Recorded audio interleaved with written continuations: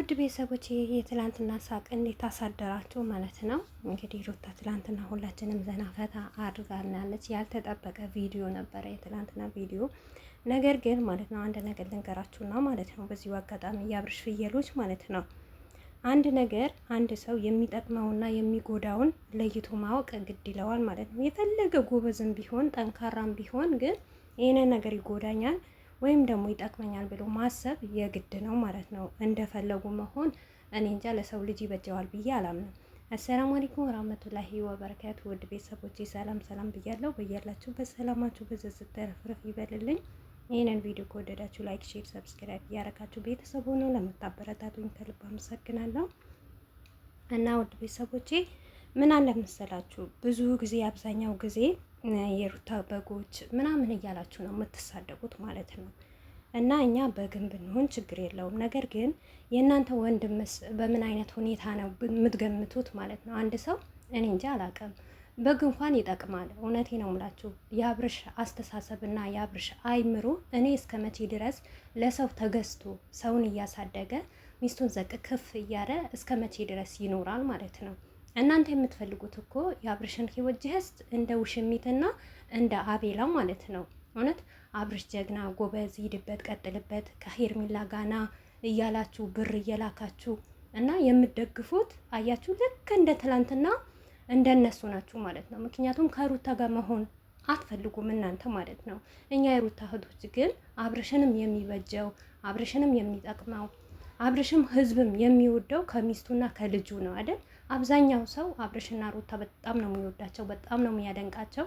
ያንን ነገር ነው እኛ የምንፈልገው ማለት ነው። እናንተ ግን ጀስት ለማጨብጨብ ቪዩ ለቅማችሁ ሰብስክራይብ ለመልቀም ነው አብርሽን የምትወዱት ማለት ነው።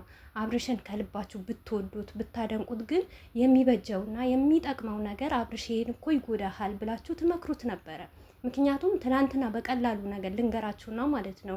ሩታ ለጨዋታም ይሁን ለቀልድም ይሁን ያናገራቻቸው ንግግር በጣም ትክክል ነው እኮ በቃ እያችሁ ሩታ ማለት በትዳር መሀል ብዙ ነገር ይፈጠራል። ነገር ግን አጥፍቻለሁ ያንን ነገር አንተ ስታናደኝ ነው እንጂ በጣም እንደምድህና እንደማፈቅርህ ታውቃለህ አይደል ስትለው ለውሸቱም እንኳን ቢሆን ማስመሰል ይችል ነበር አብርሽ ማለት ነው።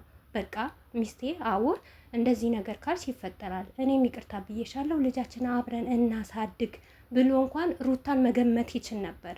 ነገር ግን ከሩታ ጋር መሆን አይፈልግም። እሺ እናንተ በሩታ ቦታ ሆናችሁ የማይፈልጋችሁ ሰው የማይፈልጋችሁ ባል እንዴት አድርጋችሁ አብራችሁ ትቀጥላላችሁ? አብራችሁ ትኖራላችሁ? አብርሽ ከምሬ ነው የምላችሁ መንዘላዘን ነው የሚፈልገው። በቃ ታውቃላችሁ እንደፈለገ መሆን በትዳር ተመስርቶ ልጅ ወልዶ ተከብሮ በቃ ትዳሩን ይዞ ሚስቱን ይዞ መቀመጥ አይፈልግም።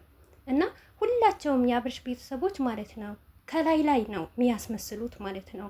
ባያስመስሉ ኖሮ ጋሽዬ ብቻ ይበቁት ነበር ለዚህ ትዳር። እኔ ብዙ ጊዜ እናገራለሁ። ምክንያቱም በሽምግልና ይኬዳል፣ በቤተ ክርስቲያን በአባቶች ምናምን ይታረቃሉ ቀን በቀን በቃ እኔ እንጃ አላውቅም። ምን እንደ የሆነ ነገር አሞራ የሆነ ነገር ከሞተ ማለት ነው እንዴት ነው መቶ በላዩ ላይ እንደዚህ እንደሚወጥቅበት ነገር የአብርሽ ትዳር እንደዛ ነው ማለት ነው።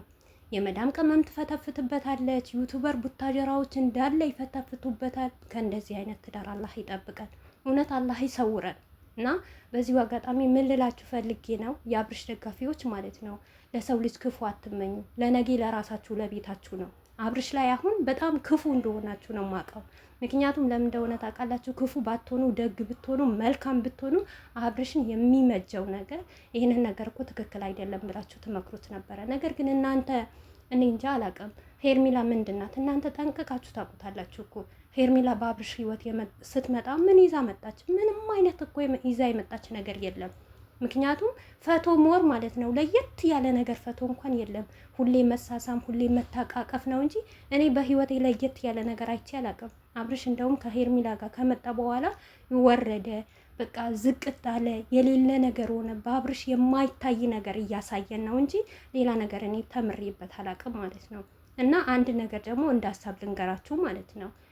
ትላንትና የሆነ ቲክቶክ ላይ ዞር ስል እነ ኤፍሬም ምናምን ያው የመዳም ቅመም ጅላጅሎች አሏ በየቀኑ አንድ ዩቱበር 50 ሰብስክራይብ ምናምን እንደዛ 50 ሺህ 60 ሺህ ሲገባ ወይም 100 ሺህ ሲገባ ኬክ እየገዙ ይቆርጣሉ። እና የማርክ ጓደኛ ነው መሰለኝ 50 ኪ ነው ምናምን ገብቶ እዛ አጋጣሚ ዞር ዞር ስል የአብርሽ ደጋፊዎች አሉ። ኤፍሬም አለ ወንድማችን ጀግና አበረታታልን ማንም እንዳይነካብን እያላችሁ ሰምቼ ነበር።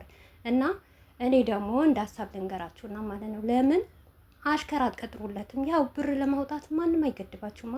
በነገራችን ላይ እኔ ለአብርሽ ባሰጡት ይሻለኛል። ከአሁን ወዲህ አብርሽ እንኳን ሐኪም ቤት ተኝተዋል ወይም ደግሞ የሆነ ነገር ችግር ቸግሮታል ቢባል እንኳን ለአብርሽና ለሩታ የሆነ ስጦታ ባሰጡ ደስ ይለኛል። የአብርሽ ደጋፊዎች በተለይ ማለት ነው። ምክንያቱም እናንተ ዛሬ ሰጥታችሁ ነገ ያምጡ። ምግብም ቢሆን ትላንትና ጋብዛችሁ በልታችሁት ነበር፣ ለምን ሸናችሁት? አሁን ስጡ የምትሉ ሰዎች ስለሆናችሁ ይህንን ነገር አልደግፈውም። ነገር ግን እንደ ሀሳብ ሆኖ ልባችሁ ከሚንጠለጠል አንድ ሩታ እንደዚህ ታደርገዋለች ብላችሁ በጣም ከመጨነቅ አደራ ከማለት ለምን አትቀጥሩለትም? ወጥቶ ሲገባ የሚያየው የሚያለብሰው እና እናንተም እረፍ ትላላችሁ ማለት ነው። እሱም እረፍ ይላል ማለት ነው። በነገራችን ላይ የአብርሽ ደጋፊዎች ማስረዳትና መንገር ማለት ድንጋይ ላይ ውሃ ማሰስ ማለት ነው። ጀስት እንደሱ ማለት ነው። እና ወንድማችሁ ለትዳር አይሆንም። ትዳሩን ቢፈልገው ትላንትና በትንሽ ነገር ማስተካከል ይችል ነበር። ማንም በህይወቱ ገብቶ በዚህ ወጣ በዚህ ገባ የሚለው ያልነበረም።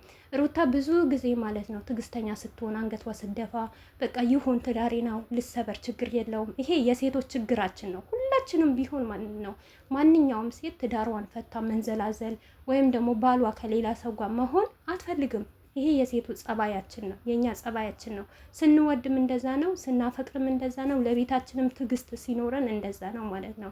እና ዛሬ ግን ትዕግስቱ አልቆ ሁሉም ነገር አብቅቶለት እና ሩታ የምትነካበት ነገር እኮ ምንም አይነት ነገር የለም።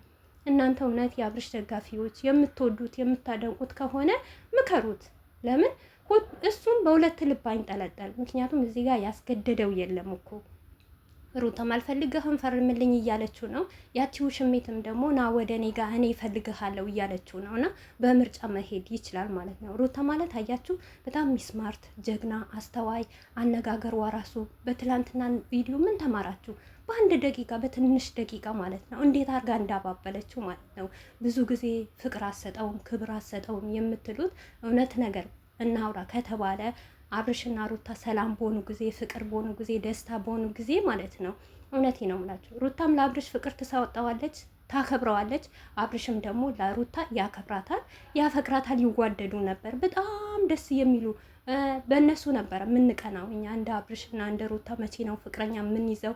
መቼ ነው ቤታችን እንደዚህ ቡታጀራ ያሉ ጊዜ የተገናኙ ጊዜ በጣም በክብር በስስት ሞር እንኳን በትልልቅ ሚዲያ ላይ ስለ ሩታ ሲያወራ እኔ እንጃ። ለሩታ ቃል ወደ ታች ወርዳችሁ እስቲ የአብርሽና የሩታ ቪዲዮዎች ተመልክቷቸው አንድ ባንዳቸው ማለት ነው። ምክንያቱም የነበራቸው ፍቅር የነበራቸው ደስታ ዛሬ ውሽሚት ስለመጣች ማለት ነው ፍቅር አሰጠውም ሰላም አላገኘም። ሰላም ያገኘበት ቦታ ይምረጥ።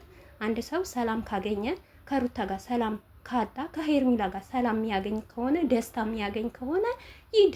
ምክንያቱም የውሸት ደስታ ነው፣ የውሸት ፈቶ ነው፣ የውሸት ሳቅ ነው አብርሽ የሚስቀው እንጂ እርግጠኛ ሆኜ አብርሽ ሩታን እንደሚያፈቅራት እኔ በጣም ጠንቅቄ ያውቃለሁ። እናንተም በደንብ ታውቃላችሁ። ግን አብረው ቢሆኑ አብረው ቢቀጥሉ ደስ ይለኛል። ነገር ግን አብርሽ ማለት አይራ